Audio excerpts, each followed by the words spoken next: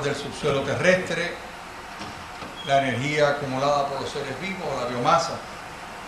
Algunas personas han planteado que el sol nos envía suficiente energía para alimentar todas las necesidades humanas y que nosotros los seres humanos disponemos de las tecnologías para poder captar este potencial renovable sin perder bienestar, y a la vez un tema que cada vez adquiere mayor relevancia: ser más solidarios con la salud del entorno y con los humanos que más necesidades tienen en el mundo.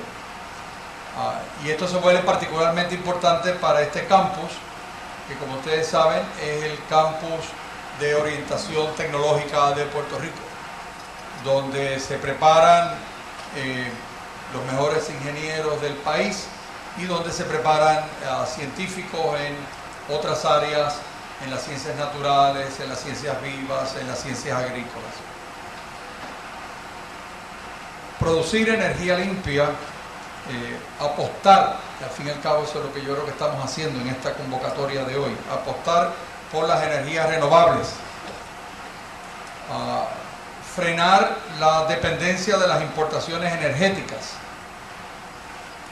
Miraba las noticias hoy en la mañana, nos acercamos muy cerca a los $4 por galón de gasolina. Yo recuerdo en el 1973, que fue muchos años atrás, en el 1973, cuando de un viernes a un lunes el galón de gasolina en mi automóvil cambió de 25 centavos por galón a $1 y algo por galón. Viernes me costó $4, lunes me costó $16 llenar el tanque. Quisiera uno tener precios de esas épocas de $1 y tanto, ¿verdad? Frenar la dependencia de estas importaciones energéticas, limitar el efecto invernadero, son objetivos que es a lo que es difícil oponerse. Yo creo que nadie de los que están aquí, y aún las personas que están en la política pública, se opondrían a estos objetivos. Pero la realidad es que todavía estamos lejos de hacer acciones concretas en esta dirección.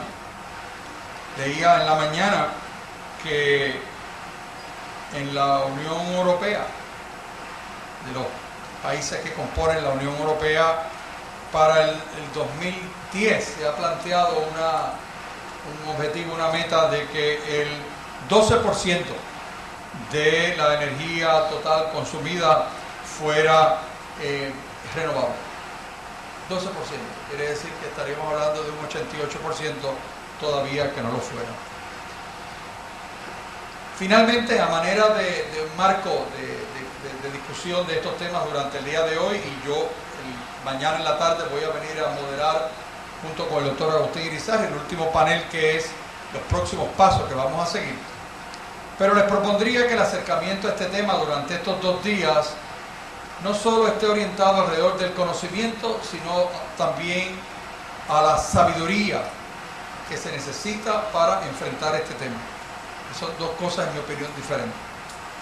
Y voy a resumir brevemente lo que algunas personas que han reflexionado sobre la sabiduría nos han dicho. Y hablando sobre este tema de la energía y haciendo ese paralelismo,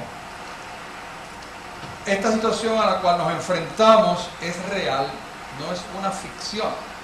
Y hay personas que piensan que en algún momento alguien se va a aparecer y va a decir: ¿sabes qué? No era verdad, esto realmente no era un hecho importante, y esto realmente podemos volver a los tiempos anteriores, mira, pasamos por un periodo difícil. La realidad es que esto no es una ficción, es una realidad. Y Juvenal, un poeta romano, nos dijo lo siguiente: nunca la naturaleza dice una cosa y la sabiduría otra. Y la naturaleza nos está enviando mensajes muy serios con respecto a lo que estamos haciendo con nuestro planeta. Yo pienso que también, segundo punto, no es tiempo para lamentaciones. Estas reuniones pueden tener un efecto de lamentarse.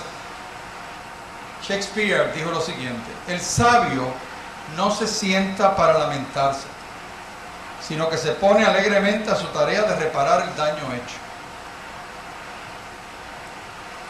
escucho a personas decir, ¿sabes qué? Yo creo que es muy tarde para iniciar el proceso.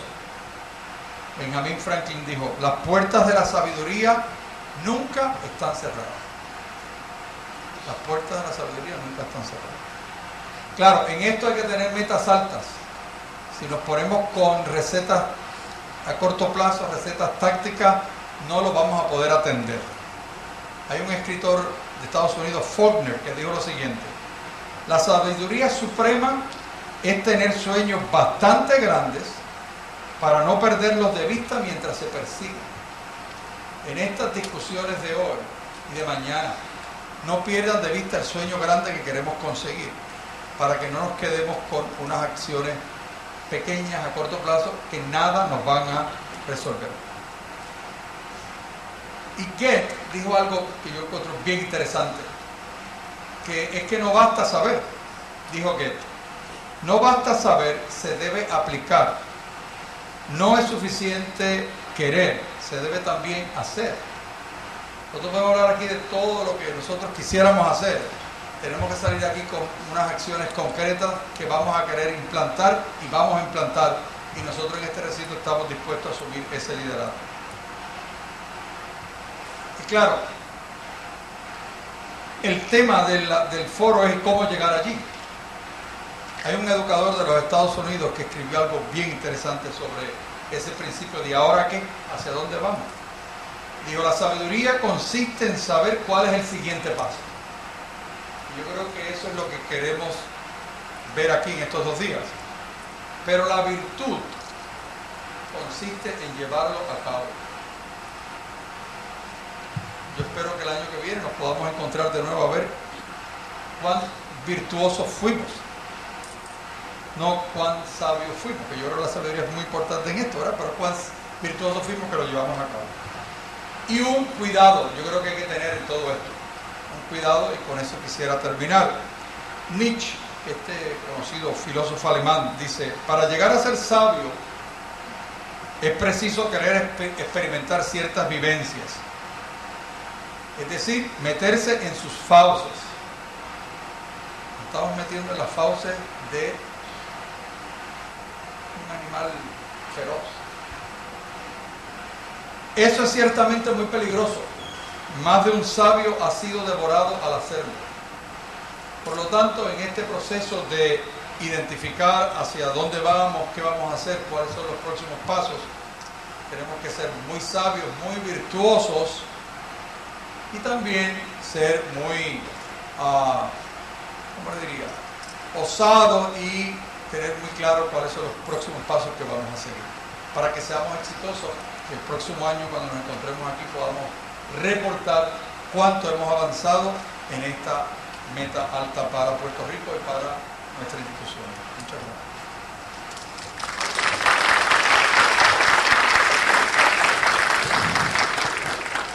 Muchas gracias, señor rector, por ya establecer las reglas de juego para este simposio y nuestro reto para el año que viene. Ahora pues los voy a dejar con un ejemplo de Puerto Rico, no solamente en energía renovable, sino en energía concentrada, que es el doctor Efraín O'Neill, que él va a hacer entonces la presentación de los panelistas de la próxima fase del foro. Buenos días y muchas gracias por estar acá con nosotros. Queremos que algún día miremos este momento como un momento importante en la historia de Puerto Rico, donde comenzamos esa transición que todos deseamos hacia otros recursos, ¿verdad? Que no sean combustibles fósiles. En el día de hoy tenemos nuestro primer panel. Estamos muy contentos de tener con nosotros los visitantes de Hawái. Ellos van a estar con nosotros hablando de Sustainable Energy for an Island State, Hawaii's effort in meeting the challenge to achieve smart energy solutions to sustain a healthy, prosperous and secure Hawaii. Welcome to all of you. We are very glad that you are here with us, and we hope we can share a lot of your experiences in this path of sustainability. Primero tenemos a la doctora Sharon Miyashiro. Ella es socióloga, abogada y codirectora del Foro de Hawái para Política Pública. y del Centro de Ciencias Sociales en Política Pública de la Universidad de Hawái en Manoa. Este esfuerzo busca crear y probar un modelo de colaboración entre los sectores públicos, privados y comunitarios para crear y adoptar una visión, misión y plan de acción, es bien importante para alcanzar la sostenibilidad energética en Hawái. También tenemos a la representante Hermina Morita de Hawái. Ella es presidenta de la Comisión de Energía y Ambiente de la Cámara de Representantes del Estado de Hawái. Ella trabaja en legislación y política pública para alcanzar las metas en Hawái en referencia a sostenibilidad y energías renovables, estrategias para reducir la dependencia de combustibles fósiles a través de legislación que promueva energías renovables y alternas. Y finalmente tenemos al señor Carl Friedman. Él es presidente del Grupo de Trabajo para la Reforma de la Regulación del Sistema Eléctrico en Hawái, incluyendo impuestos, política pública e incentivos para eficiencia energética. Así que les pido que se unan a mí en darles un fuerte aplauso a los panelistas. I would like the panelists to come next slide.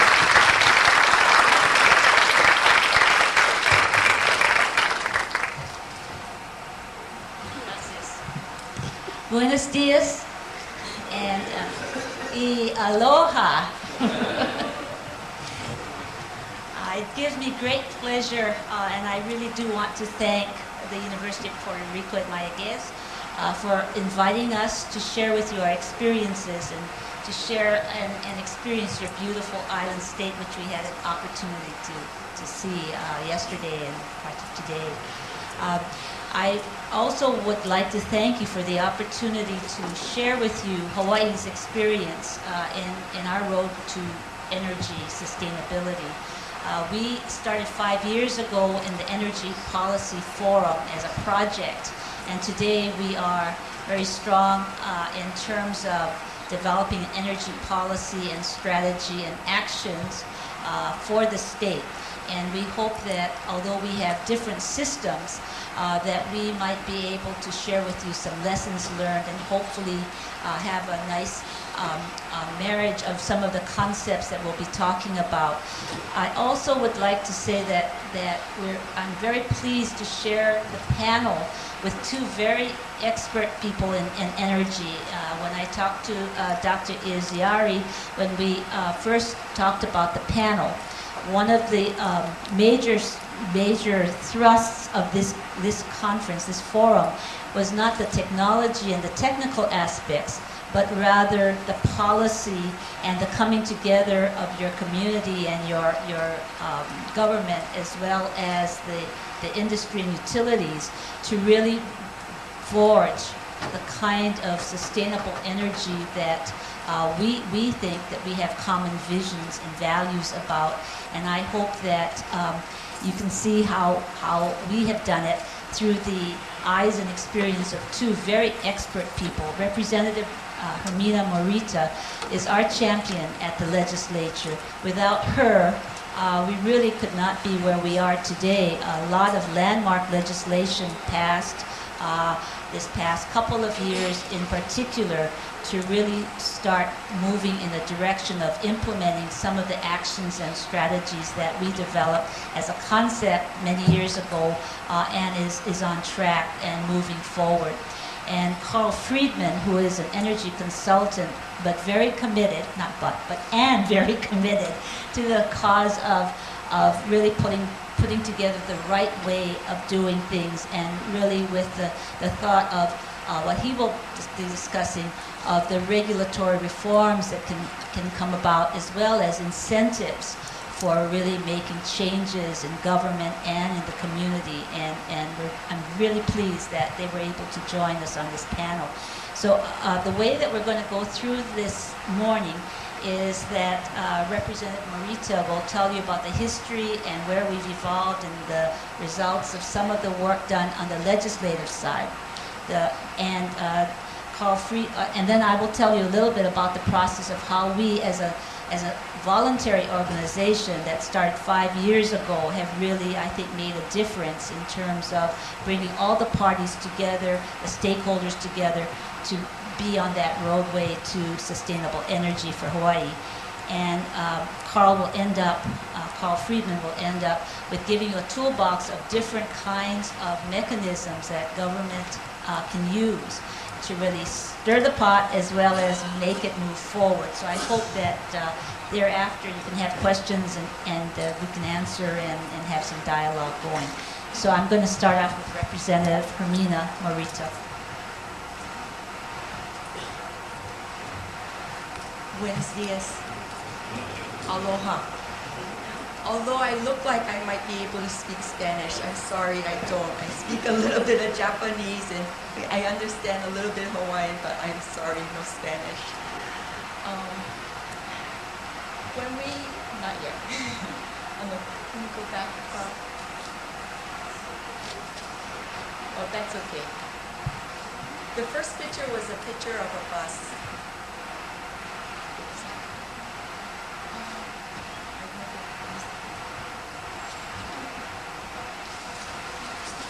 Wait. What can you? Yeah. When we first discussed how we were going to conduct a panel discussion, we thought the best metaphor was a bus and how to get people on board to make sure that we get to the right destination. So that's why we have a picture of the bus. And my portion of the presentation is where are we going and who's driving the bus. In 2005, when the forum had a meeting, one of the things that we discussed was the number of reports that were out there, the kinds of research that was being done. And we didn't want anything to sit on the shelf and nothing be done. And so we thought the best way to convey our vision so anybody can just pick up one sheet of paper and understand what we were doing and where we want to go, we drew a roadmap. And here, this is where we're starting with Black Power in 2005.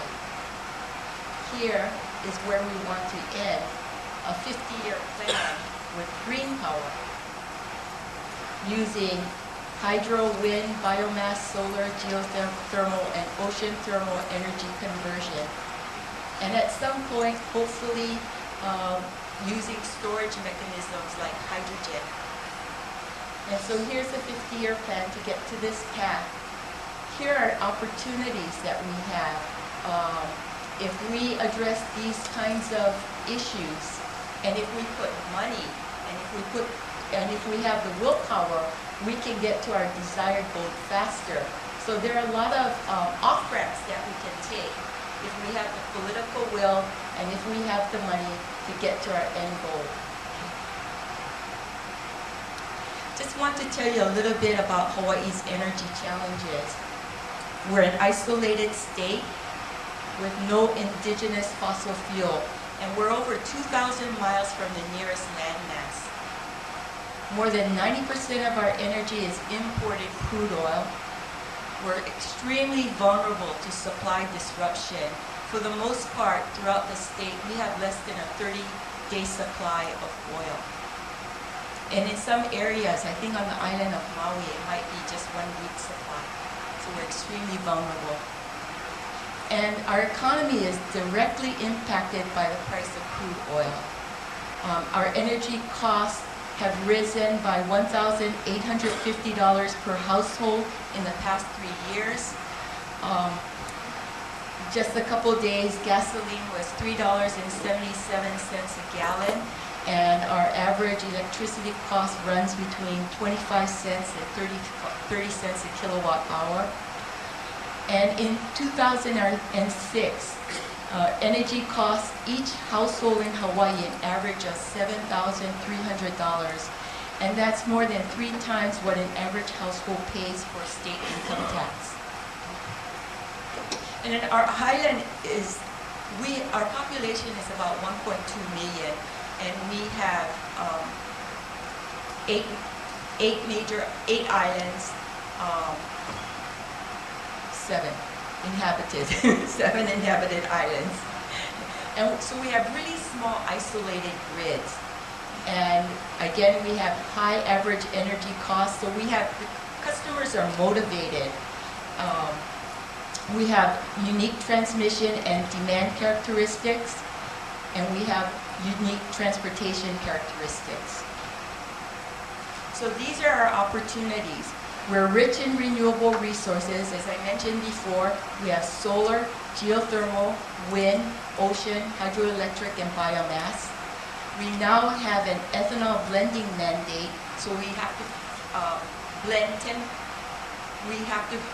85% of our gasoline with 10% ethanol. And right now we're importing the ethanol, but we have 2 existing sugar plantations. One sugar plantation in partnership with an ethanol production company is getting ready to build their plant. They just finished the most critical part of their permitting process.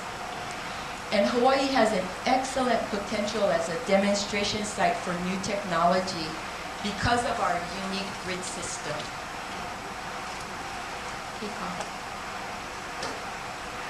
So people started getting on the bus in the 1970s.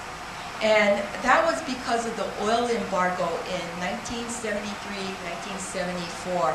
It focused national attention on Hawaii's energy supply and its almost total reliance on imported oil. And with spiraling prices for imported oil and other petroleum products, and that coupled with the growing political instability of oil-producing countries, these factors increase the political will and public interest in energy issues. And regarding Hawaii's extreme vulnerable energy situation as well as opportunities, the Hawaii State Legislature in 1978 included 2 energy objectives within the Hawaii State Plan. And those are the first 2 items. Dependable, efficient, and economic statewide energy systems capable of supporting the needs of Hawaii people. And number 2, energy self-sufficiency, where the ratio of indigenous to imported energy use is increased. These were both made into law in 1978. And later on, we had several amendments. Number 3, greater energy security in the face of threats to Hawaii's energy supplies and systems. And in 2000, we added the reduction, avoidance, or sequestration of greenhouse gas emissions from energy supply and use. And as I mentioned, these are found in Chapter 226-18 of our state laws. And so in 1978 began the work of developing the framework for the Hawaii State Energy Program, primarily defining the role of government, identifying the state energy program goals, and then developing the overall program strategy that's outlining the objectives, policies, and implementing actions, and prioritizing those actions. And we ended up with 5 of these studies and plans, which became the backbone of the energy policy. And right now we're working on the 2007 Hawaii Energy Strategy. Okay. But in the 1980s, we sort of veered off course and we lost passengers, and primarily because oil prices dropped again. And so renewable energy became more expensive than promoting the existing status quo of fossil fuel plants. And then also in the 1980s to the mid-1990s, Hawaii had an economy boom. We had lots of construction going. We had lots of Japanese investments. Our visitor count was up, and people lost interest. People were making money, people lost interest, and no action was done. And then 2000, I'd like to think it's because I became the energy chair, but I'm sure it had more to do with oil prices. In 2000, especially in 2002, oil price, the cost rose upwards at one time, I think over $40 a barrel, and everybody started getting back up on the bus again, and we had a better understanding of the destination and embracing the mission. And so we regained our momentum, started getting the interest going again. And the outcome, if you look at our Hawaii energy strategy and the 2000 recommendations, all of these things have been implemented.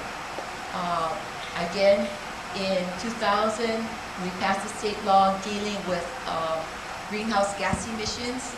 We made a statement. In 2002, we began with an ethanol production tax credit, which stimulated the interest in ethanol production in the state. In 2002, we implemented a renewable portfolio standard. In 2006, we passed a public benefit fund to increase funding for demand-side management programs and promoting renewable energy. We had an alternate fuel vehicle standard, which we passed in 2006. In 2006, we made the income tax credit for energy efficiency and renewable energy permanent. This one we didn't do too good on. We agreed that government should lead by example and instituted an energy efficiency and conservation program for state buildings. We emphasized emergency planning and the role that renewable energy can play in emergency planning. And then we're working on the federal level, looking at the Strategic Petroleum Reserve and prioritizing Hawaii's access to the Strategic Reserve. So I'll just go over these real quickly, and probably during the discussion we can get more into these items. But here are some of our energy efficiency initiatives. What I'm most proud of is we allocated $5 million as a pilot project to fund net metering programs at public schools. We established a pay-as-you-save solar hot water heating pilot program.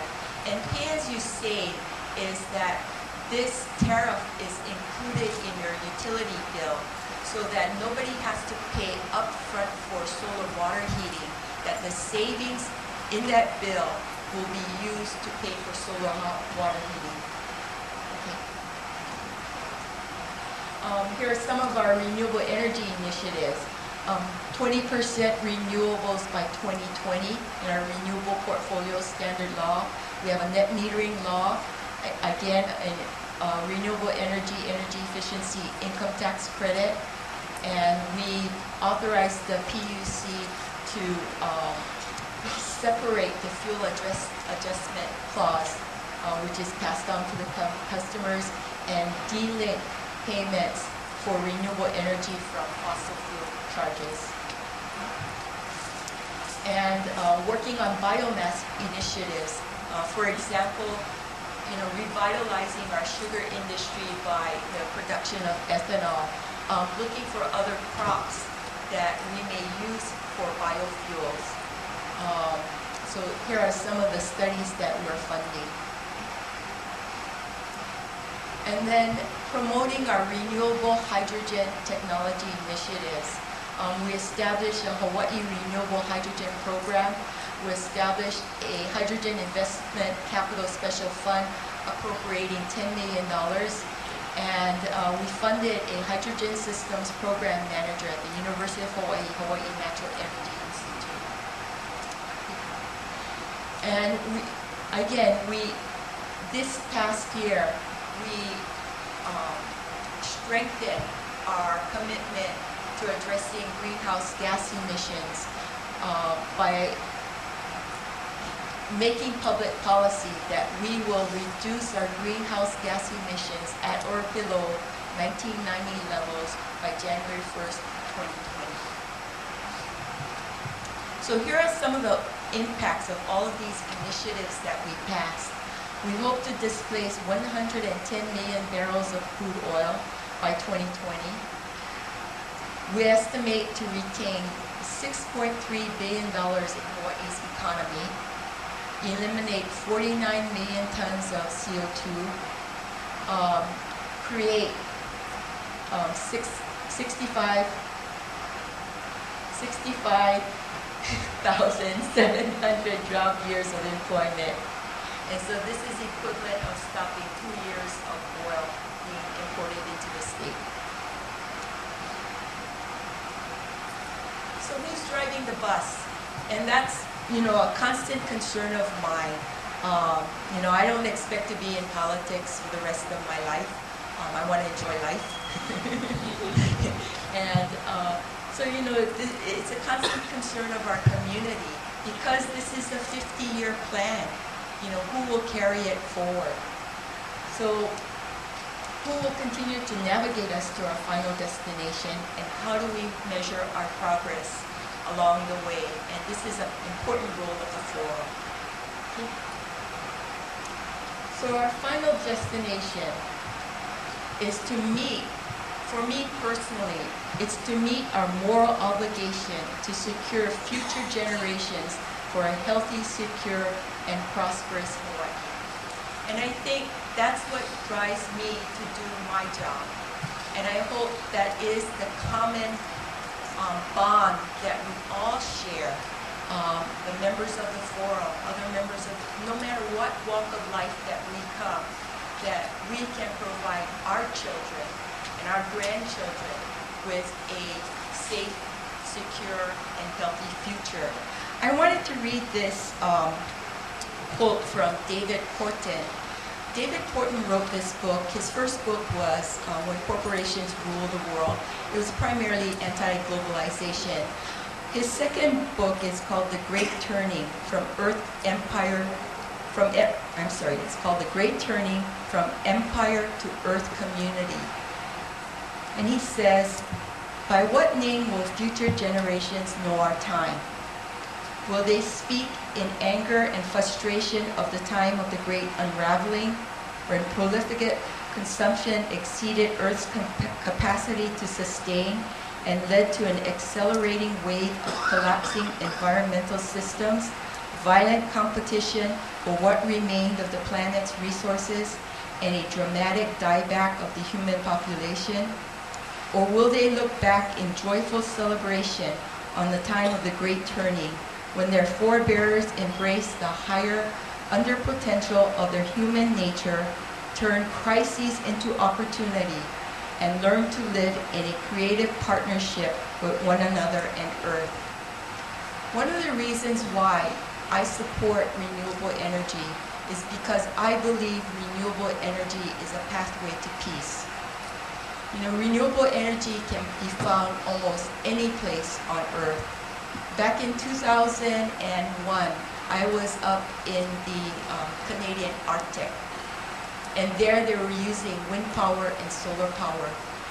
And so I'm convinced that you can find renewable energy in any part of the Earth. And I see renewable energy systems like distributed generation as decentralization of power, both in a power generation sense and in a political sense, that we can all have a better quality of life, and we don't have to fight for scarce resources if we use our political will, our humanitarian efforts into forwarding technology to get us to a better pace. And that's why I see renewable energy as a pathway to peace.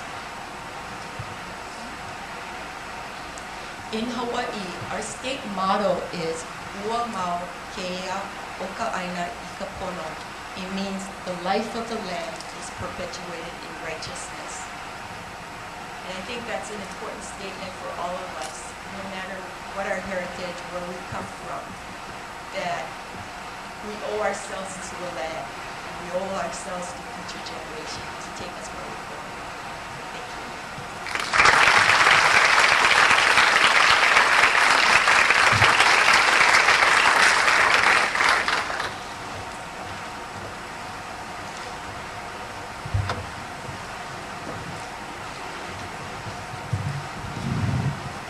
Buenos días, mi nombre es Agustín Grisarri.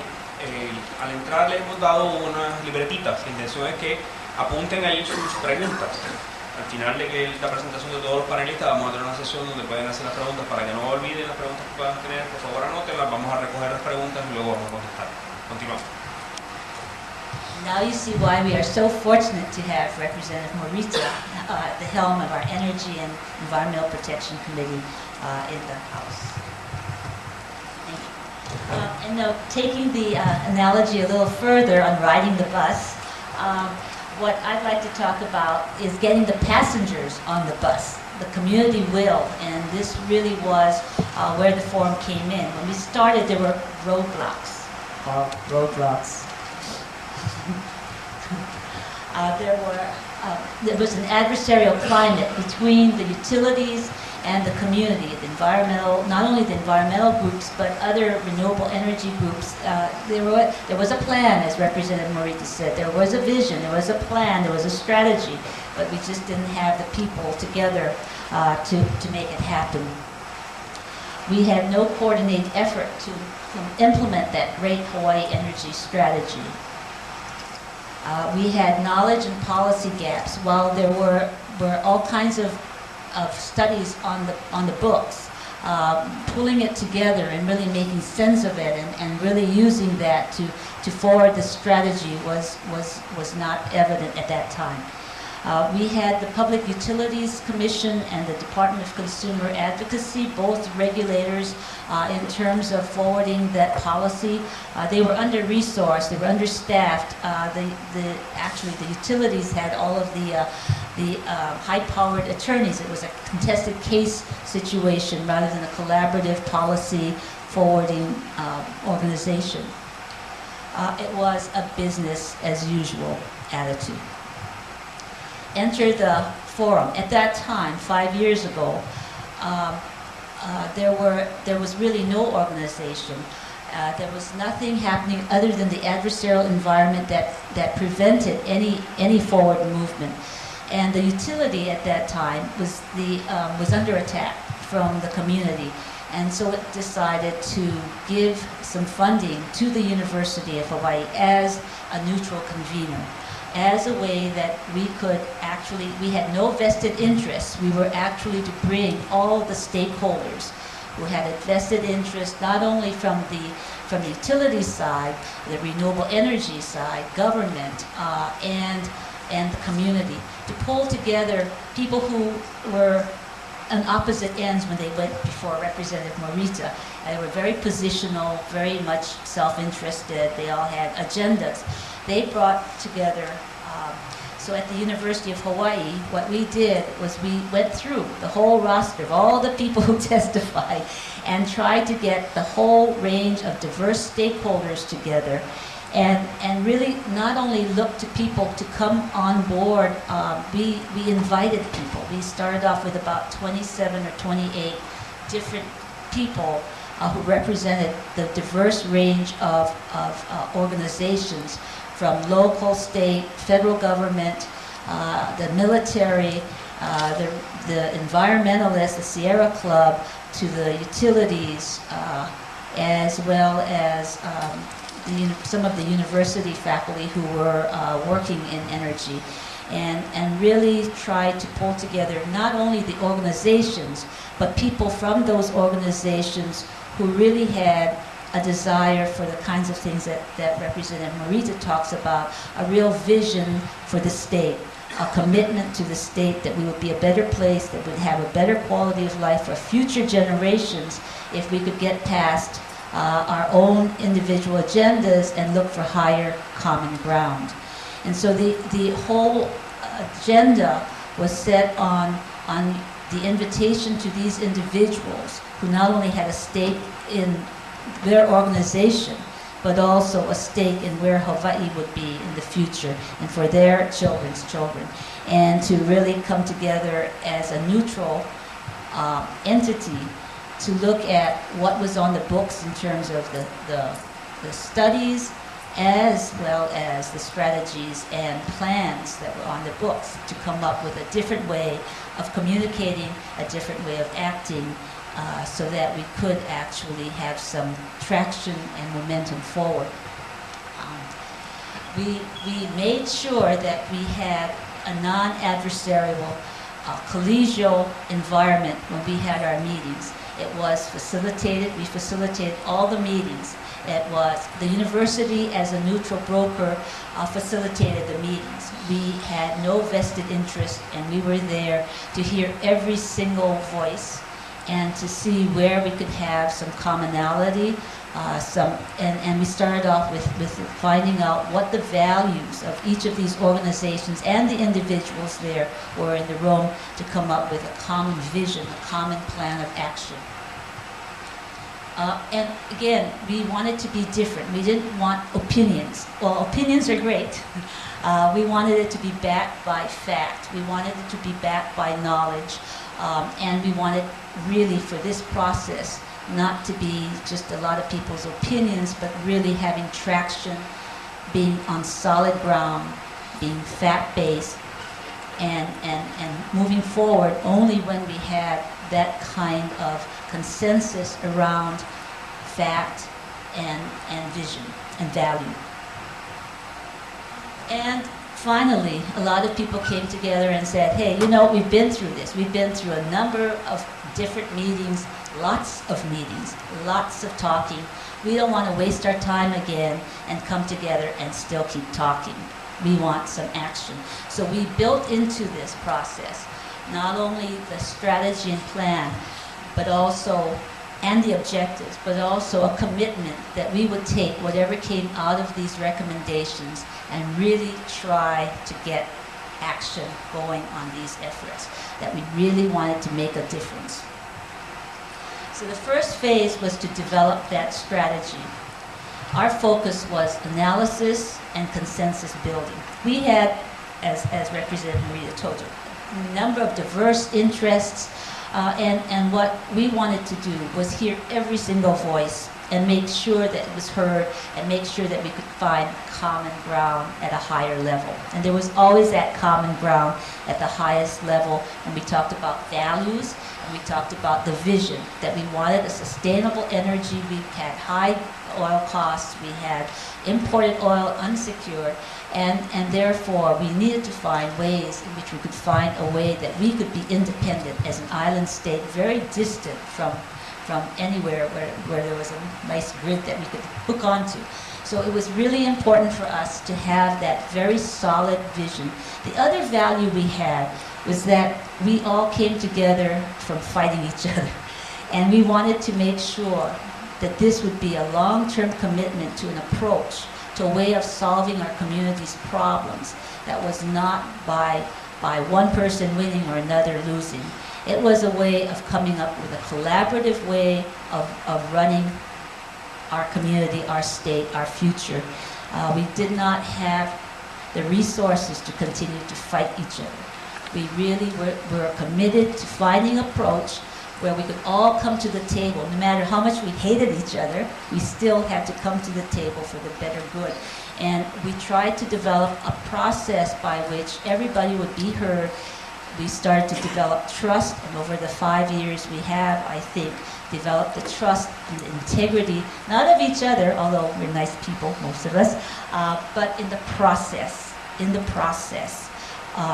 so this is what we did during this first phase, and it was, and let me just say that energy is high risk, high money, high everything that you can think of, and so of course you're not going to get people to want to give up very much. And so part of it is having some way of finding a higher common ground, a higher value system that all of us, that touches our heart as well as our mind and pocketbook. So what we tried to do during this first, and this was all an experiment. We didn't know it was going to work. we had some funding, and we were willing to bring together people who were willing to take that risk to try a different way of doing business. So we started off with identifying the issues and the values. We sat there for a couple of meetings with people who, engineers, who were not used to talking about, touchy-feely things about values and where we want to be and all of that. And we were able to throw all of that on the table. All of that on the table and said, what do we really want for our children, our children's children? Where do we want our community to be? And really ferreted out value statements and identified the issues, why we can't get there. We also looked at the importance of fact-based action, that we can't be basing it on opinions or I know it's right. We had to get past that I know it's right to where we had to ask, what is the case? What is the background? What are the factors and how much, and look for data. And so we commissioned a number of studies just to get the data of the past and also create the scenarios for the future, but fact-based as much as we had available. We looked at the environmental requirements of energy producers. We looked at the hydrocarbons future, the cost of oil, the consumption. We looked at regulation, taxation, incentives, and that was a study that Carl Friedman did for us. It was a terrific study. It changed the way the regulators do business. We looked at renewable and conventional energy and what resources were available and what were the low-hanging fruit to really look at. We looked at the reduction of our energy demand through, it was increased efficiency and conservation. So we looked at that as well as looking at the social and cultural impacts of any kind of changes that we made, that the local cultural communities and also the low-income groups were not really involved in the conversation, and so how were we to educate them and inform them and bring them into the discussion. So these were all the studies that we did during that first year. Then with all that information and also the values and the vision that we had, we, at the end of that year, convened an energy summit. And we invited about 120 different organizations, representative organizations, to look at what we came up with and to give us further input. And this was all with the strategy of creating a larger community will. It was to go down and the ripple effect of getting more and more people to jump on the bus. Finally, and most importantly, everything we do is consensus-based. The vision, the long-term strategy came back to that group of 27, now larger. Today it's 44. But always going back to that larger group because they represent the diverse range of stakeholders that are represented in the energy field as well as the total community. Going back and getting consensus. And consensus doesn't mean approval. It's not being one person being able, or one organization being able to veto. It really is looking at what is the proposal or the agenda or the legislative proposal that we can all live with. Some of those issues are more important to some of our stakeholders, some of our members than others. We have, at least when we go forward on legislation that we take before the legislature, a commitment by everybody that this is what we agree to. And when we go to testify, it is with that kind of weight that anything that we propose has the backing of 40-plus organizations behind it. And that is very, very important and significant to legislators who have to pass the bills. We do their work for them, basically, in what we take forward. And that is a commitment of each member of the forum. And as I said, we didn't just talk. We were really focused on action. We wanted to act on what we recommended.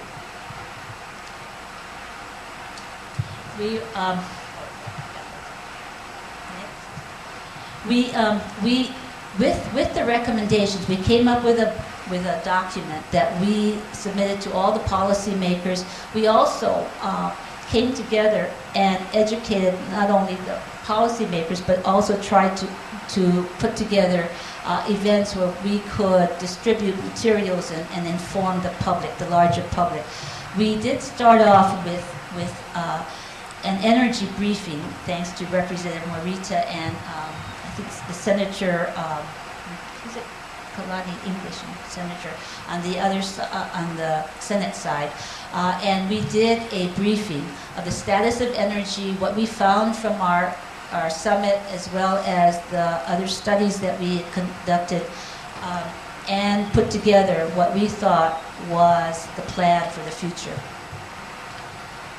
We then, because of that presentation, we got funding to actually create a more in-depth plan with action steps as well as benchmarks so that we could really map out progress toward those goals.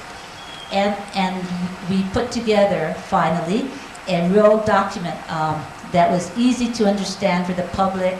It was a 10-point action plan. It's a comprehensive plan that lists 10 goals as follows. Expand renewable energy opportunities. Promote conservation energy efficiency. Reduce local greenhouse gas emissions. Foster civic action and participation. Enhance regulatory goals and protections. Encourage culturally appropriate and sustainable energy planning. Improve transportation energy efficiency. They use about 50% of our energy, and that's an untapped area for us. Support research and development of alternative energy sources.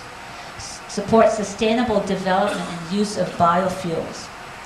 And finally, ensure the security and reliability of our energy supply and distribution. And I might say that this is a refined list. When we started in 2005, we had the 10 points, but they were a little different, they were a little duplicative, and our steering committee, that I'll tell you about a little bit later, refined that so that we still have the 10 points, because we're known by the 10-point plan now, but we've reorganized it, updated it, and again, this goes to the constant looking and developing and updating what you have, that you don't really sleep on your laurels, so to speak, that you're constantly evaluating yourselves and improving and enhancing and seeing whether we're on track or not, and whether we're still going toward that roadmap that we have. So based on that 10-point plan and the real alignment of goals and actions and benchmarks of action, we have, and some of these you've already heard from Representative Morita's presentation, but just as a snippet of what we think are significant actions that we took and results that came from it. In the renewable energy arena, we have the permanent increased tax credits for renewables, funding of PV in the schools, the special fund for renewable hydrogen investment, the pay-as-you-save program to increase the penetration for installing water heaters, the state bioenergy master plan, and strengthen the renewable portfolio standards. In energy efficiency policies, we have now the design standards for state buildings to start, as Representative Morita said, to start with the modeling in our own home. The strategy for energy efficiency in transportation, we just got funded this past year for a small study of $50,000 to at least bring to all the transportation sector agencies and stakeholders to start looking at how can we address transportation. And we have a member on our forum who does energy audits and PV installation and is terrific. And he gave us $100,000 worth of energy audits, and we went out into the community and awarded to various organizations that were willing to try to retrofit or develop energy efficiency design in their buildings through an energy audit that would identify where they could start saving money. And we had not only a forum of the executives in the state, but also some of these awards that went to some of these companies, and the state capitol, by the way, to do an audit and see and demonstrate through case example, what you can save by being more efficient. And in regulatory reform, as I said earlier, we successfully focused the regulatory agency's attention on policy rather than just contested cases. We successfully supported the reorganization and staffing of the regulatory agencies. By the way, the regulatory agency was really understaffed, and really the legislature, in fact, was giving them a lot of work, but really, other than Representative Morita, they really didn't know what they did. And so I think by the forum being a neutral entity outside of government, all agreeing and having consensus and going forward on the study that Carl did, which really identified that there were real gaps there in terms of staffing and support, that we were able to support that agency to be a stronger agency now to really look at policy. And they have really shifted the paradigm in their approach to doing a lot more collaborative, bringing the stakeholders, parties together, and looking at various policies that were long neglected. And we are now, we've commissioned a comprehensive study on the laws, the regulations, the ordinances across the state and counties to look at what might be barriers and opportunities for renewable energy development. And on the hydrocarbon future front, we commissioned 3 studies, one on looking at LNG and CNG for Hawaii, which we don't have. And we looked at the Chicago Climate Exchange as a way of maybe carbon trading that might go on, but we said that we weren't ready for it. The legislature asked us to look at it, and we did, and we said we're not ready. That was vetted by our total 44-member forum. And we are now in the process of a study funded by the U.S. Department of Energy to look at what the impacts on the petroleum industry might be if we were to really ramp up our renewables development.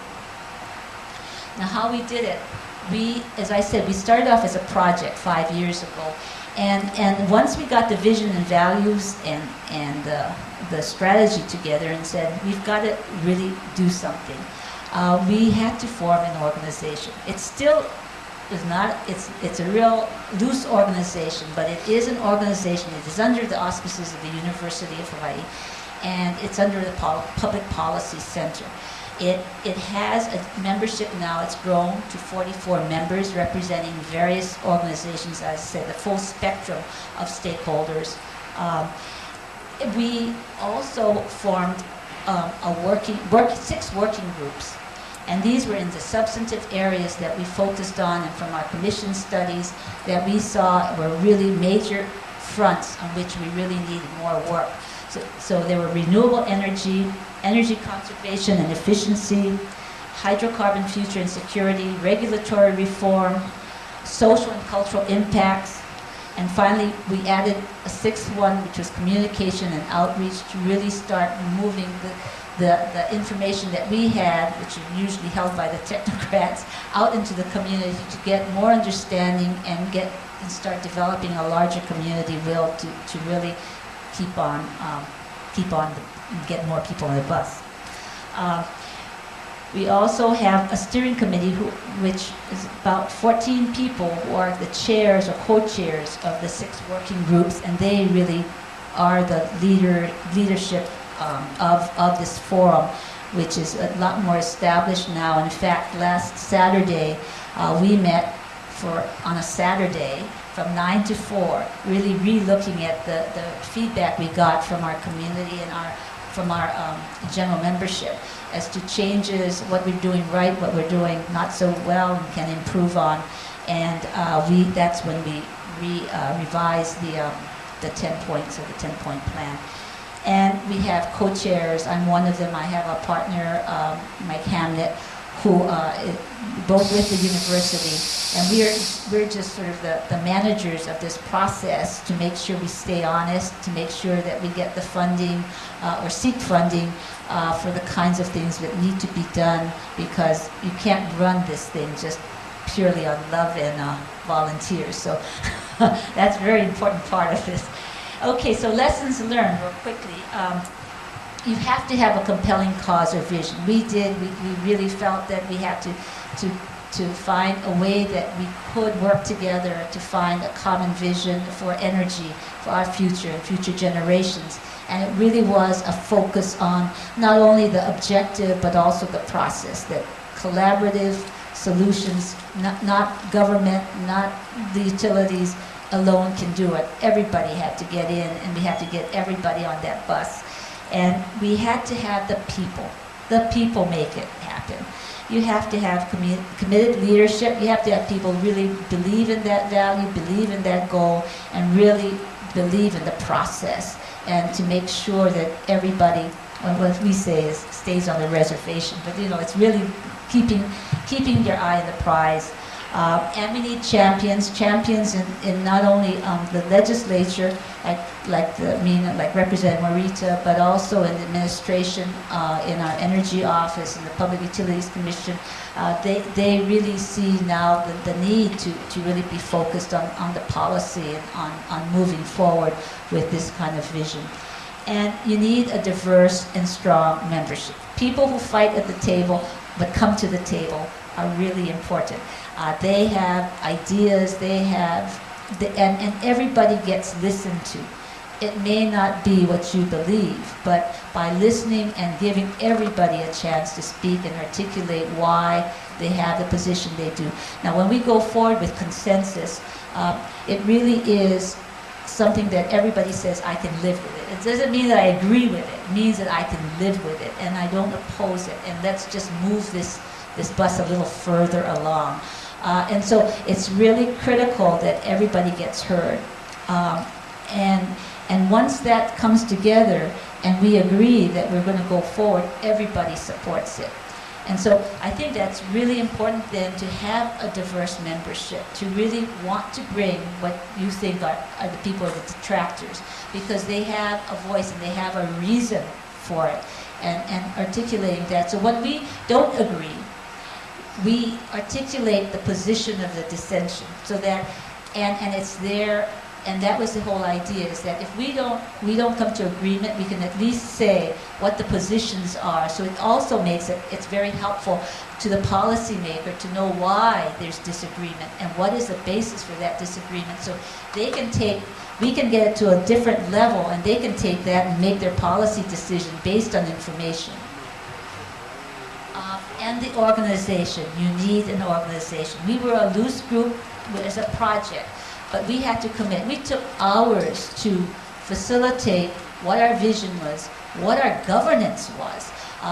That list of how we're going to operate, that took a number of hours of working together and working through what we need to do. What is our process? Who should the members be? We now vet new members coming in. When a member goes off, we want that organization still on. They still need to apply, so to speak. And we vet among the 44 members. We get their resume. We get the resume not only of themselves but of the organization. And it's important that they all have this kind of collaborative approach in working together. And again, the organization itself has to be credible, committed to the process, so that everybody knows that if it comes from the forum, it has been vetted by a diverse group of stakeholders. It is knowledge-driven. We do commission studies. We do find gaps in knowledge and seek funding to get information that we need. Again, the consensus-based, and we're constantly evaluating ourselves. And we do seek funding, because you do need, it's a lot of work, and that we're all volunteers. So part of it is looking at how we can get funding and support for the staffing of monitoring legislation. Even takes a lot of work. And so we do look for a continuing of how we keep the process and the organization and really the actions and benchmarks going. Again, the funding. You always need the funding. But I think that once you have some success and you do have results, and we really try to, we developed this kind of brochure that puts in all the results of what the 10-point plan is and what we've done that year on the 10 points. so that you develop a track record that you are acting on what you say you're going to do. It's accountability. We say what we do what we say, and we tell you what we've done. And again, it's not easy, and we're continuing to evolve so that because this area, energy, is not going to be done in 1 day or 1 hour or 1 year. It is a long-term effort, and you really need to look at a commitment on an ongoing basis that, if we have a 50-year plan. I think our forum is talking about a 50-year plan now, is that if you look forward, then every step you make is a step forward in that direction, but at least you know where you're going.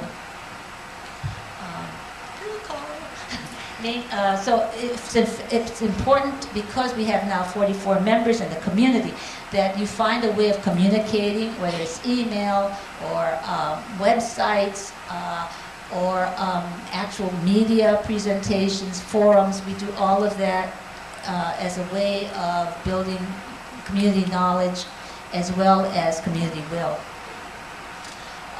And of course, getting to consensus is not easy, but we have a process, and we stick to that process, and it's an integrity of the process that everybody has a trust that's developed over the 5 years, and we know that there is that belief that we will come to the table because we know we'll be heard and we'll be given a fair shake.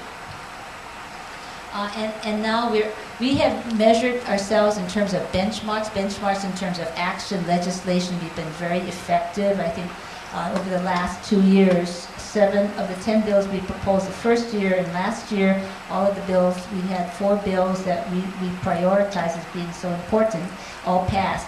So we look in terms of the actions addressed and accomplished. But now we're looking at fine-tuning that and looking at what are the community impacts and trying to come up with metrics in terms of each of these areas and what would really be measures that we can look at as indicators of our progress. And it is a heavy workload for volunteers, so we, again, need funding. And we just had that meeting last week, and the members have given us feedback, and they're all recommitted to the preferred energy vision that of healthy, secure future for energy for our state.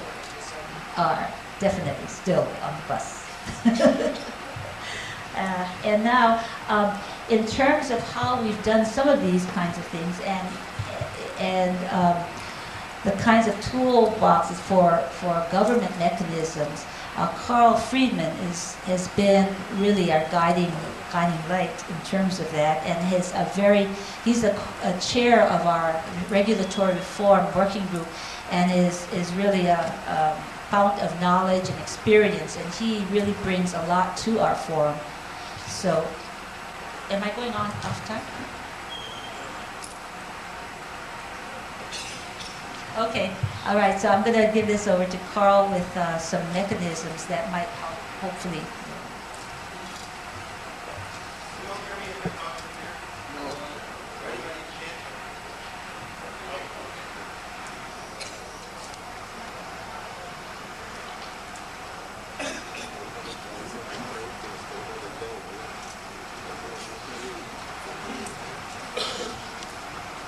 I don't have a way to click these slides, so I don't have sharing that here. Okay, I want to start off just clarifying a little about where I'm coming from, because clearly it's from Hawaii, and I don't know much about Puerto Rico. I tried to look on the internet and learn a little bit about your energy systems here, but I really want to speak from a perspective of Hawaii and the experience there. And I'm going to leave it to you to kind of glean what makes sense here. We're talking about tools that can be used in the most general sense. And we in Hawaii have regulated utilities. We have 4, and the other thing to realize is I'm pretty much an electrical and gas person in terms of my own practice is in the field of utility regulation and economics. So I'm going to be talking pretty much about electricity today. and a little bit maybe applicable to gas. But I tried to put this toolbox together so that it could be used, by whoever. So as I'm going through these tools, these various tools aren't sorted by who gets to use them. Sometimes they might be used by a utility to get their customers to do something, sometimes by government to get things to happen, sometimes by people to get the government to do things every which way. So I tried to just put this from a Hawaii perspective, and coming from a state that has all regulated utilities. Now we have 3 investor-owned utilities, which are about 90-something% of the energy generation there, and one new co-op for Kauai Island Utility Commission, or cooperative, which is owned now by the ratepayers themselves. But all of these utilities are regulated. So that's an important difference between some of the tools and who's using these tools in Hawaii and who might use them here.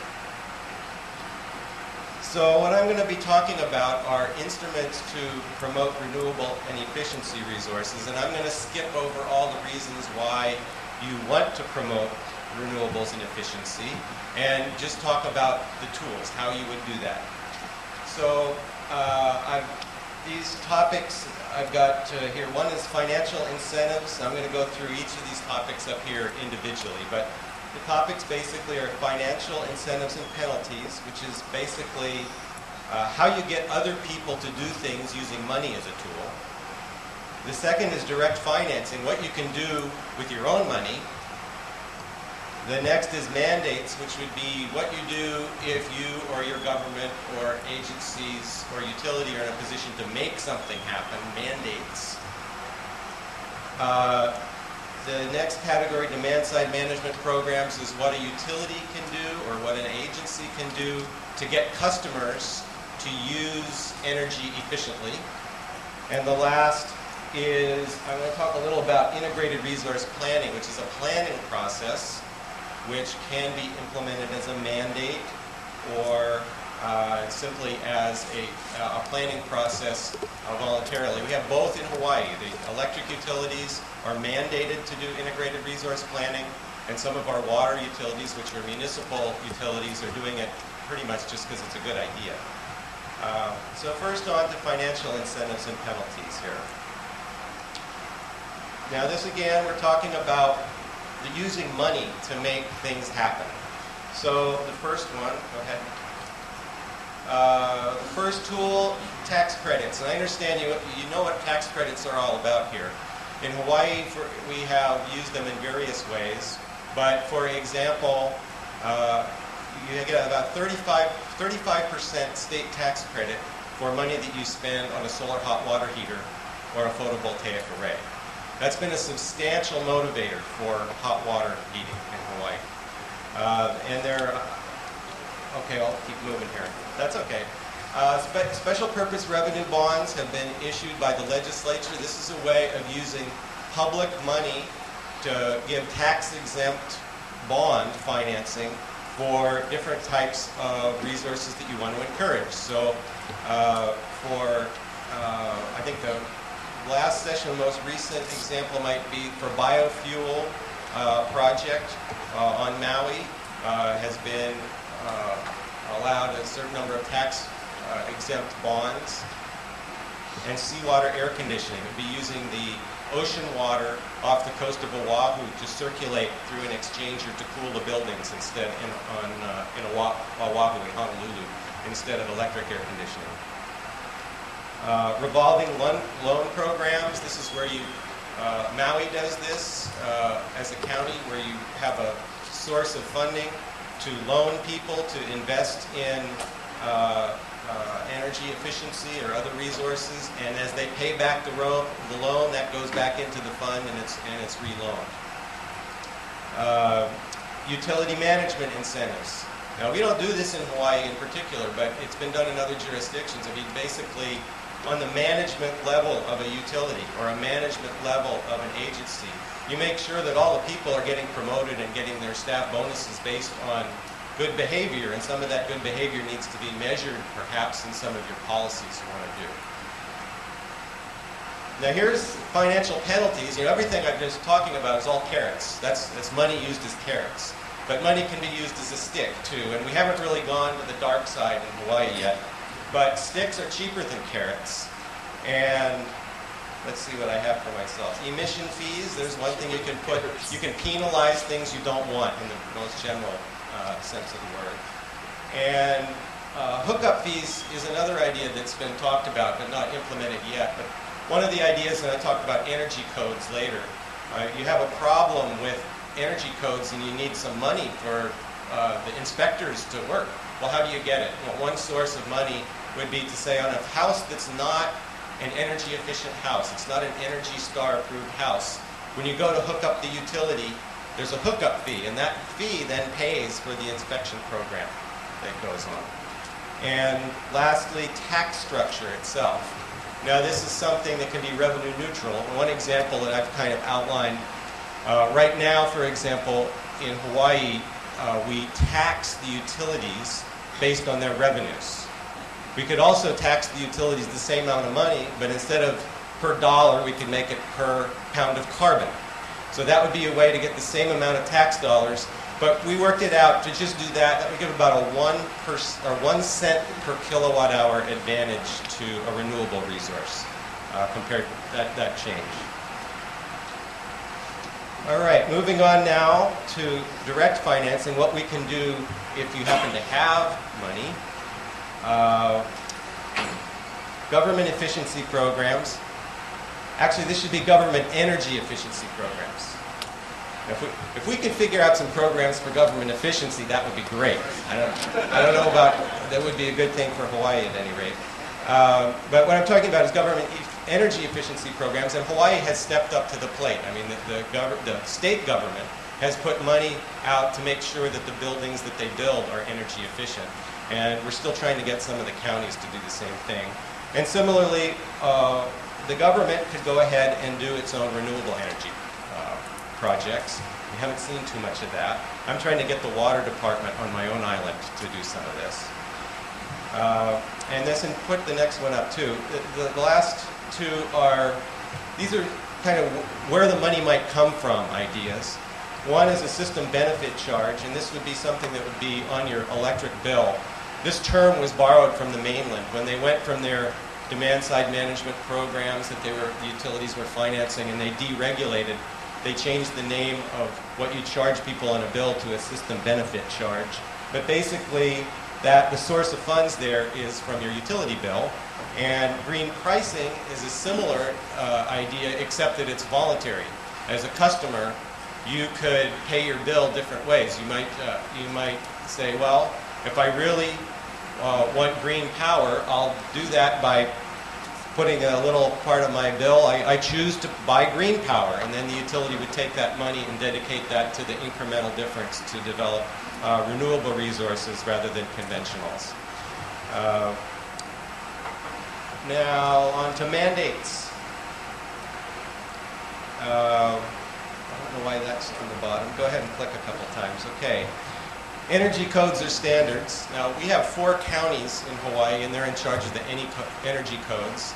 And the state has put out a model energy code, and so different counties have adopted different levels of energy codes. But basically, when you go to get a building permit, what do you have to do? If you have air conditioning, do you have to have insulation? Are you allowed to have windows on the south side of the house if you have an air conditioner?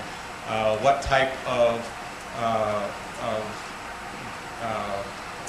what kind of things are the building departments going to require? And it's very difficult on the islands because, I don't know if you know about the island, we have these big islands that are all shaped like big cone volcanoes. And the weather's different everywhere. You know, you go on the windward side, it's rainy, and on the other side, it's sunny, really different climates. So it's been a challenge to come up with energy codes regarding building envelope that make sense in all different places. Integrated resource planning, I'm going to talk a little about later, but this is something that can be done as a mandate. And our Public Utilities Commission has required the electric utilities and gas utilities to do this type of planning, and I'll talk about that in a minute.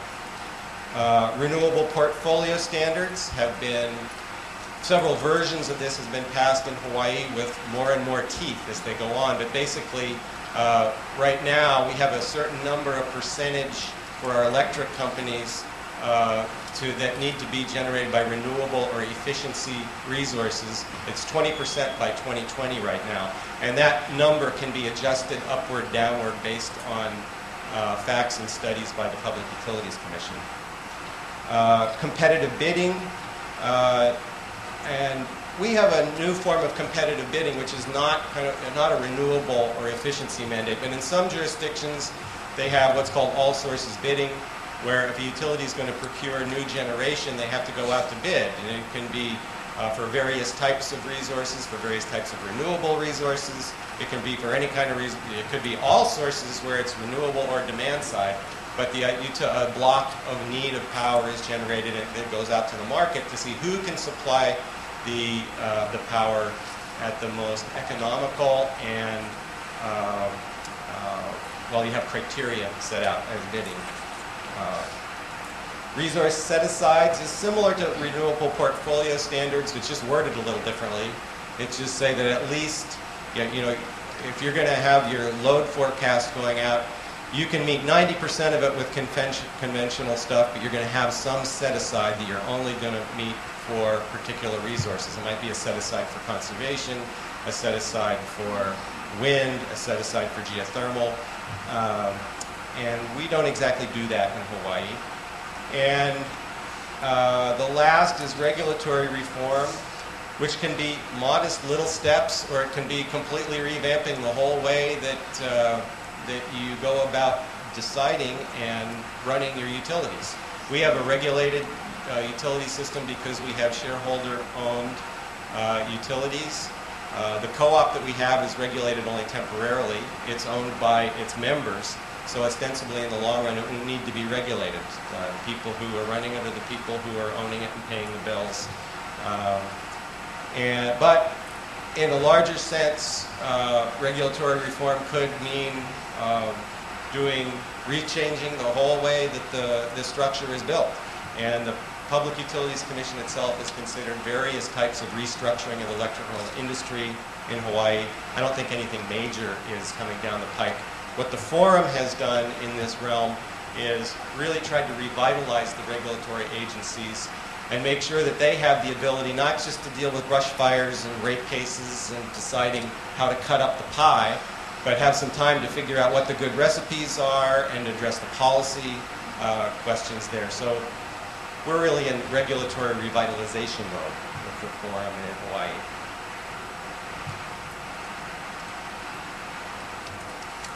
Okay, the next I want to talk a little bit about demand-side management. And I don't know if you have this kind of animal here. So I want to talk a little about what it is.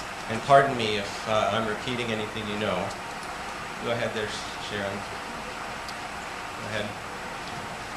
So the demand side refers to the customer side of the meter. So if you can imagine the electrical meter on everybody's house or every business as being a division between the supply side, which is the utility, how energy is supplied to the meter, and the demand side, how it gets used. What we're talking about is managing how energy is used. And in management, we're really trying to change how customers use power in order to attain some kind of public objective or some utility objective. And go ahead. Certainly one is energy efficiency, just reducing the amount of energy that's used. Load management, which is changing the timing that energy is used. So you might want to lower your peak demand at the peak time of day and shift it to a different time of day. Or for an electric utility, and I understand here, because you're an island utility like we are in Hawaii, stability is a very important part of maintaining reliable electric service. The demand side, I'll give you an example that the utilities are very excited about in Hawaii, and that is using timers on electric water heaters as a way to provide what they call spinning reserve, emergency reserves. And I know that I think Puerto Rico installed a battery system a while back. In fact, when we were considering batteries, we looked to Puerto Rico because you actually had one online here. But similarly, some of the same objectives you get with a battery, you can get with controlling loads, variable variable frequency speed drives on motors, switches on air conditioning, and other devices can give the utility a way to manage the load in a way that helps meet their own system operation objectives. And certainly an objective is just a reduction of total costs of supplying energy needs. So costs and benefits is an important issue about demand-side management. The whole idea about demand-side management, the way we've looked at it in Hawaii, is really, it's a way to encourage people to do things that it's already in their best interest to do. You're not trying to do things that make it more expensive for people, but almost as a rule, efficiency things cost money up front. You know, your compact fluorescent bulb costs more up front than your other light bulb. But 90% of the total cost of the whole light issue there is in the energy. So you're going to save money with the compact fluorescent bulb, but how do you get people to pull more money out of their wallet to buy something that has a higher price tag, even if it's the right thing to do? And that's basically the issue with demand-side management, is trying to get people to do the right thing, even in their own economic interests. But you still have different people paying the bills. We're asking ratepayers in general, perhaps, or the taxpayers to some extent, to ante up the money to get this thing going. So it becomes a question of who benefits. And you can put on the next slide, too, or the next one here. Who pays for it in Hawaii is done by the ratepayers. And to some extent, maybe the taxpayers, to the extent that there might be special purpose revenue bonds or some kind of financing, to the extent that the taxpayers subsidize any of the process. But most of the demand-side management comes from the bills that customers pay. Who benefits? Well, certainly anybody who gets a rebate or gets assistance in saving energy benefits, both by getting the assistance from the program and by the energy savings that you're going to experience. Utility ratepayers benefit to a certain extent at least, because the costs of new generation might be deferred, the costs of new infrastructure get put off for some period of time, and the general public benefits. You have fewer environmental impacts, all the impacts associated with what you need to build on the supply side. Now, wait. Oh well. You have to imagine that slide now for a minute. You can push the backward button on that computer there. There you go. We use a number of cost tests, and I'm not going to list them off, but we want to make sure when we go to approve these programs that they're cost effective from different perspectives. There's a utility perspective, total resource cost perspective, program participants. There are 5 basic cost tests, and they basically take the interests of these people, the various groups, and make sure that the programs are really going to be reduce costs as a whole and be equitable in terms of how the benefits are distributed. Go on. Who delivers demand-side management? In Hawaii, it's the energy utilities are doing this. But recently, it's been decided that it's going to be given to a third party. And by, I think, the end of 2008, the Public Utilities Commission will have identified a third party to deliver these demand-side management programs. And the other thing that's been used, I guess I have my slides a little out of order here, but in other states, New York in particular, they have government agencies who are delivering the programs. And I want to go over just kind of quickly some of the tools that this entity, whether it's a third-party entity or a utility, what are the tools that they would use to get customers to make the right purchases of their appliances, or how to use energy wisely. One is a rebate. You just give money to people back for buying certain appliances. Financing. Financing is a really important aspect that has a lot of potential for demand-side management because, as I said, the costs are up front. So sometimes without actually giving anybody any money, just helping them finance things helps them along, because you can give somebody the money up front. It won't cost them anything out of their pocket to save money in the long run. Now the financing, we have conventional loan programs now, and the new one in Hawaii is what I would call generically as a customer bill rider. And the idea is, if you were to put in a solar hot water heater, for example, the electric company or the third-party provider is going to provide the money to do that. You don't have to take money out of your pocket, and they're going to bill you monthly on your electric bill. But because of the savings and the amortization period is worked out right, all you see in your bill is a reduction. So you're using financing as a way to capitalize, just like you pay for it like you do a power plant. You know, when you pay your bill, you're financing the power plants in a creative way, and now we're taking that method and using it more directly. About 5 minutes? Okay. So we better keep moving. Giveaways. You can give things away, like compact fluorescent light bulbs, efficient shower head restrictors, and things like that. Direct installation would be where the utility or provider would actually go into the home and actually put the devices in place. Audits for a lot of commercial or industrial customer, just giving your customer information about how they can save money will be effective. And market transformation programs. Now, a lot of these above can be run as market transformation programs, but basically what you're trying to do is to get the vendors to carry the efficient devices. You know, so you want to work, these are called upstream programs is the more recent terminology. But, so for example, you could, you do a giveaway program and you let your vendors stock and you buy from your local vendors. And you can try and get the financing programs to go through the vendors. So what you're trying to do is you don't want to do this forever. You want to get the market moving to provide these services in the long run. The last thing I want to talk about is integrated resource planning. And I know there's not a lot of time, but this has been a very important part in Hawaii of getting the utilities involved in and accepting the ideas of renewable energy and particularly demand-side management. Integrated resource planning, we call it IRP, is a utility resource planning process. The question that's being answered by the process is which types of resources will the utility invest in the long term. It evaluates all feasible resources. You look at everything.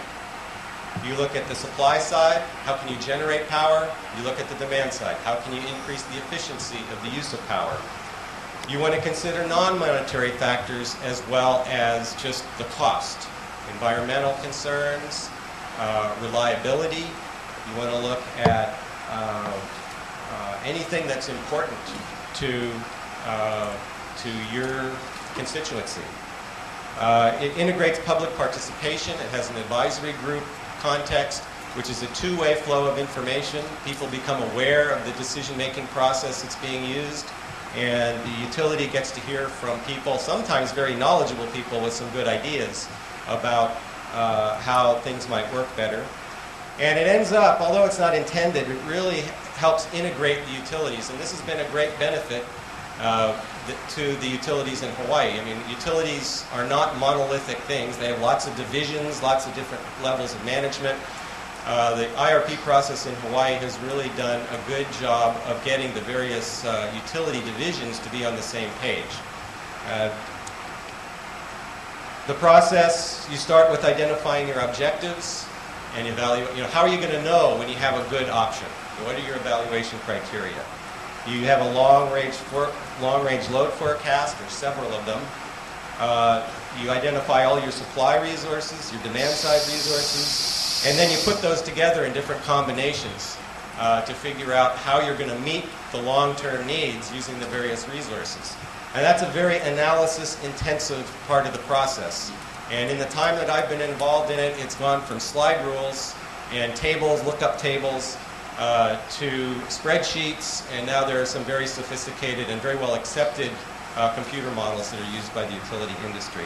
And the last part is programming. Once you've got this plan, 20-year plan, what are the actions you need to take? When does the utility need to invest in what, when, in order to make that happen?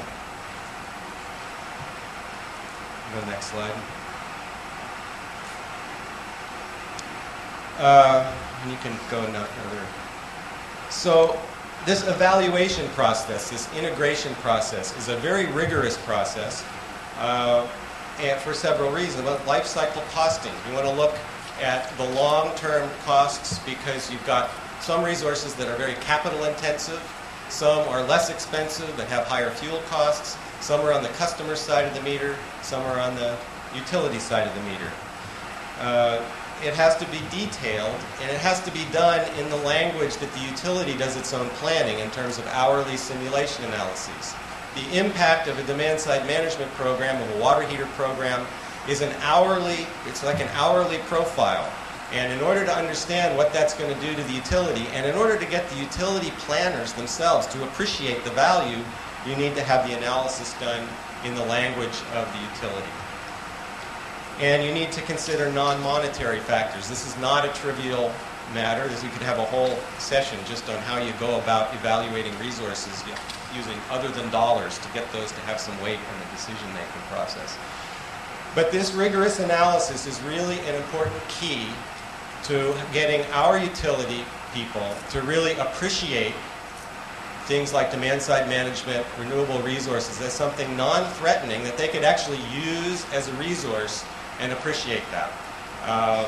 And I can't overemphasize how important it is to get the utility, all the different parts of the utility, to be interested and accepting the direction you want to go, because things are a lot easier to run downhill than uphill.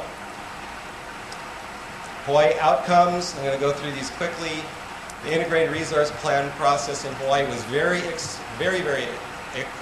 effective in getting demand-side management programs to be accepted by the utilities and implemented. We have some of the largest penetration of demand-side management programs in the country in some places, in some sections. It was effective in getting some public participation, but it was not effective in supply resource procurement, in part because of federal laws that regulate how independent power producers interface with utilities, and in part because the renewable sector just did not move along as fast as the legislature and many people wanted. So what ended up is we ended up having some mandates come down the road that are now going to speed up and invigorate the integrated resource planning process. We have the renewable portfolio standards, 20% by 2020, and we have a competitive bidding process that's been established by the Public Utilities Commission to address the federal independent power procurement process. And that's the end of that. I just have one more slide, which is just kind of tie things up here for all of us. Getting to good outcomes. I think Sharon's done a good job of kind of giving you the idea of the importance of having some collaboration. Things work better when you talk, is basically the idea there. The forum she's described is a good way to get a lot of different parties involved in all aspects of not just talking about things, but getting some leverage and some action going. Studies and analysis are necessary. You have to keep things fact-based. You might have to go out and do some studies, redo some studies, but you want to focus them, and you want to make sure that you're picking people to do them who enjoy the credibility of your target audience. And in the end, legislative direction ends up being important. Go ahead, click another 2 there. Both in terms of setting policies, and Mina showed you a lot of policies we've had over many, many years, and then more recently some mandates. And in the end, the legislative mandates are what has been necessary, really, to move us along in Hawaii. But by the time we got there, we'd already done a lot of this other stuff. We'd already had the collaboratives and the forums, and it's been in everybody's interest. I know that the utilities are very happy now that they spent the time at the table with the collaboratives and in the forum, because by the time it gets to the legislature, you've at least informed them, or you've come to agreement about many things. You don't necessarily want legislators to be designing electrical systems. You want engineers to design electrical systems, but you don't want the engineers to be deciding policy necessarily.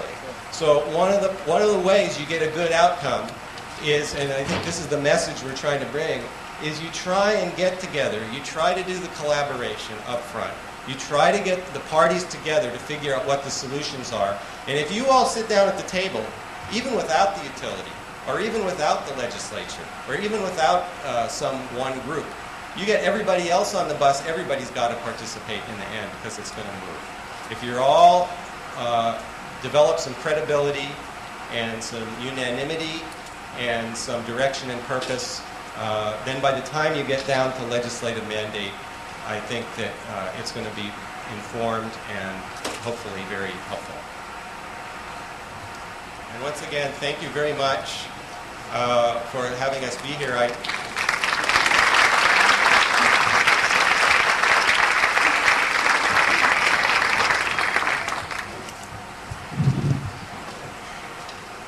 Muchas gracias. Thank you all for your participation in the forum. We are going to have now a brief session of questions and answers. Vamos a funcionar de la siguiente manera. Ustedes han escrito sus preguntas, el doctor Colucci va a estar recogiéndolas. Vamos a hacer un esfuerzo por atender, consolidar preguntas, ¿no? Puede ser que se repita alguna pregunta.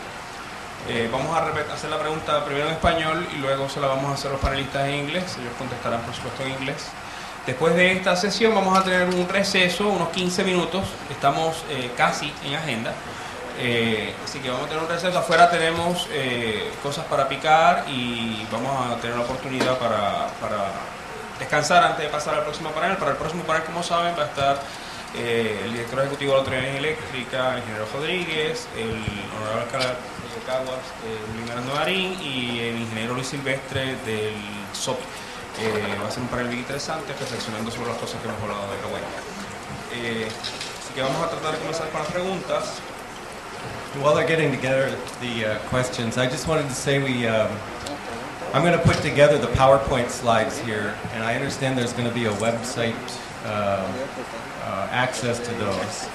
And also, we have a number of studies we've done and everything. We'll try and get those things up onto the website too. Vamos a tener, estamos grabando el foro. Todas las presentaciones van a ser grabadas, las vamos a tener disponibles en línea, vamos a tener CDs para hacérselo llegar a ustedes con la grabación. Las presentaciones también las vamos a tener en línea y vamos a recoger la información que sean ponencias para hacer unas memorias del foro. Así que toda la información va a estar disponible en internet a través de la universidad y la información que ellos traen también. Vamos a comenzar con las preguntas. Una pregunta es para la doctora Miyashiro. Dice, ¿qué tipo de apoyo su foro recibió del gobierno para establecer el plan de energía de 10 puntos? Dr. Miyashiro, what type of support your energy strategy and forum received from the government of Hawaii for the establishment of the 10-point energy plan? We had a number of years of coming together. The funding that we got from the legislature over the 3 years from different sources of funding was about $300,000 over I think it's about 3 years. And let me just say the utilities initially funded the project in terms of coming together, and that was, they started off with $250,000 for the forum to do the 6 studies that I mentioned earlier. So it's been an ongoing process, but it's been developing.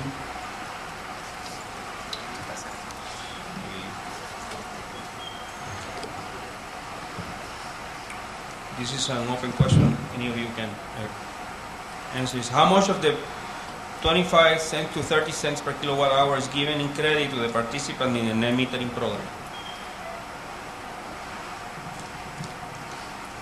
Okay, the net metering we have is the full retail rate.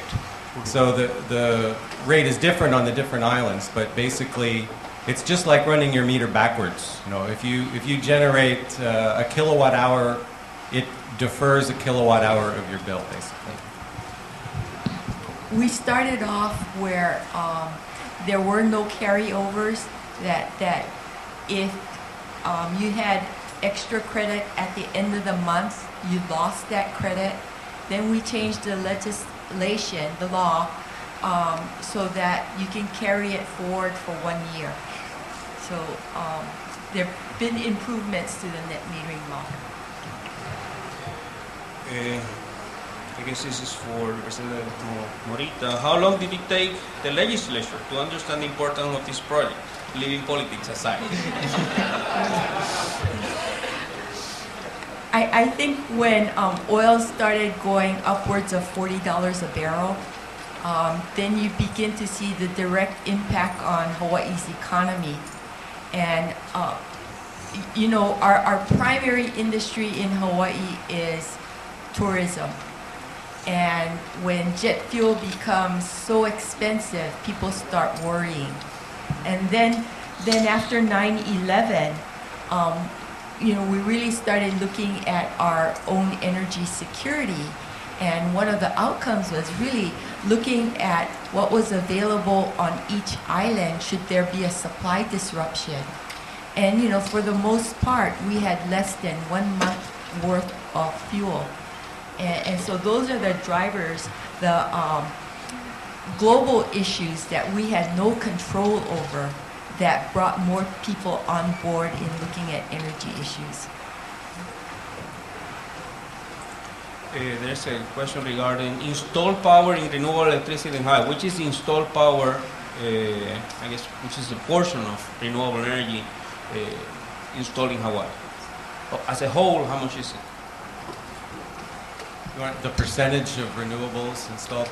Well, it's very different on each island because we have a number of island systems and each island has its own system.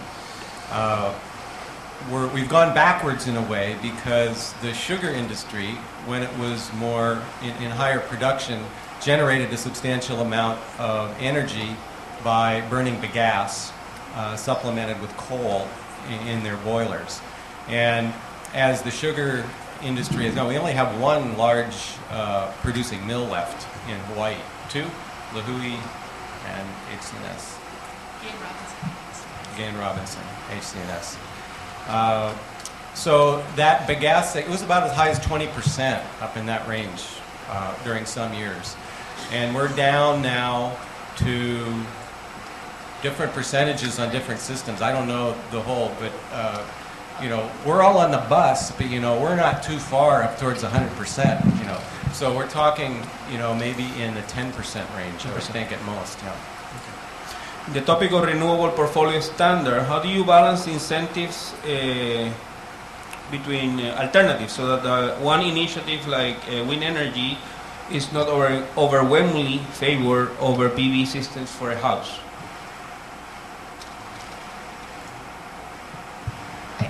The integration of wind energy is limited to what the small electrical grid can take on without destabilizing the system. So right now we haven't had those problems mainly because of technical problems of how much wind can be integrated into the system. And then the barrier for PV has always been its cost. And especially with, you know, the demand for PV systems in Europe, you know, those are cost factors are really big barriers right now. The question that we had in terms of one resource, you know, overpowering the others was with efficiency. Our 20% includes both energy efficiency programs and renewables. So there's a 50% limit in place. Only up to 50% of that 20% can be met by energy efficiency. In the other portion, there's nothing in the renewable portfolio standard itself that says what it is. But for each utility, they have to go through their integrated resource planning process to find out the right mix of resources. So in some sense, it's controlled by the planning process. Perhaps this is a follow-up question on that. If the main role of your institute is to focus on energy policy, who focuses on implementation and monitoring? On implementation and monitoring of the actual policy.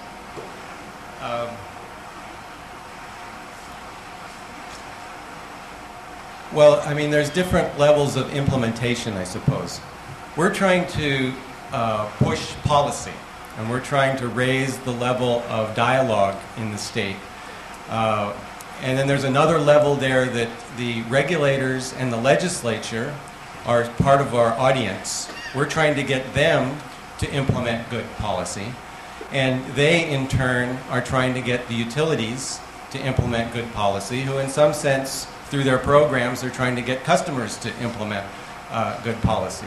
So the implementation happens through different types of implementation. The forum is really, it's an energy policy forum, and we're focused on policy and trying to raise the level of dialogue in general. The forum doesn't go out and install hot water heaters or anything like that. I guess, from the legislative perspective, we've clarified a lot of the policy to the Public Utilities Commission. So a lot of the burden is placed on the Public Utilities Commission to make sure that the utilities implement the policy. And whether that be through financial penalties or incentives. So that's, from my perspective, one of the ways that the policies are being implemented. We have plenty of other questions. The way we are going to handle this, we are going to have one more question, and we are going to pass your questions to the panel, and we will get the answers, and we will post them on internet. Okay, so your answers will be available to you. They will not be available to you right now. There is one for all of you, I guess. It said, in the Puerto Rican context, we have a government monopoly on the electricity side. It's a public corporation. What incentive scheme could you envision will move our system to utilize some of the items in your toolbox? I guess it's for Mr. Freeman. I just got off the plane a few hours ago. I know remarkably little about what your utility structure is here and how it works, and about your political structure. I don't know about your legislators and how much interest there is in energy issues. So it's very hard to give advice. I don't know how much I'll be able to glean from. I don't understand Spanish, so I don't even know if by the end of the conference Are you staying I'll for be giving lunch? a better. Are you staying for lunch? Sure. Are you staying for lunch? Yes. We can talk. Okay. Thank you very much for your time, your effort coming from Hawaii to Puerto Rico to share with us your experience. It is valuable information you have brought to us, and I'm surely hopeful that we'll learn from your experience and not try to reinvent the wheel here in Puerto Rico. Thank you. Sí, vamos a tener un receso, vamos a coger 15 minutos para descansar. Afuera están los baños y está la...